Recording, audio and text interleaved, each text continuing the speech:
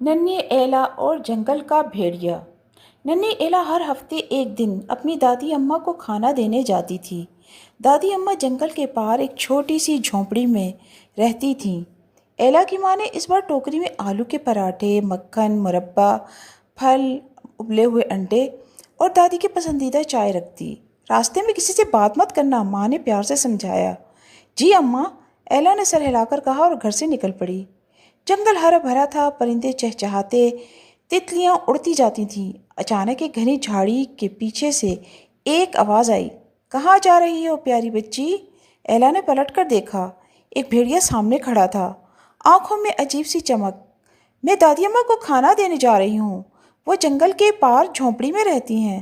ایلا نے سچ سچ بتا دیا۔ بھیڑیا بولا، ارے واہ، مجھے تو بہت بھوک لگی ہے، کیا میں تمہاری دادی اماں سے پہلے نہ پہنچ جاؤں؟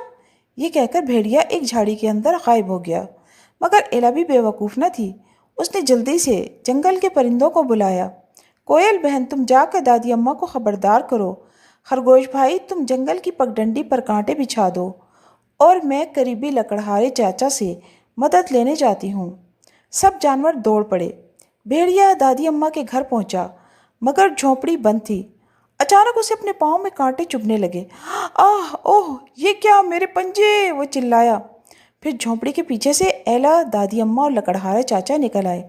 دادی اماں نے ہاتھ میں جھاڑو پکڑا، ایلا نے اپنے پراٹھے بچائے اور لکڑہارے چاچا نے زور سے ڈانٹا، دفع ہو جا جنگلی بھیڑیا۔ بھیڑیا گھبرا کر دوڑتا ہوا بھاگ گیا اور پھر کبھی واپس نہ آیا۔ دادی اماں نے ایلا کو گود میں بٹھایا، مکھن لگے پراٹھے کھلائے اور پیار سے کہا، تو صرف میری نواسی ہی نہیں، پورے جنگل کی محافظ ہے۔ اور جنگل میں سب جانوروں نے ایلا کے لیے خوب تالیاں بجائیں۔ تو بچوں، تمام بچوں کو ہوشیار، سچا اور نڈر ہونا چاہیے۔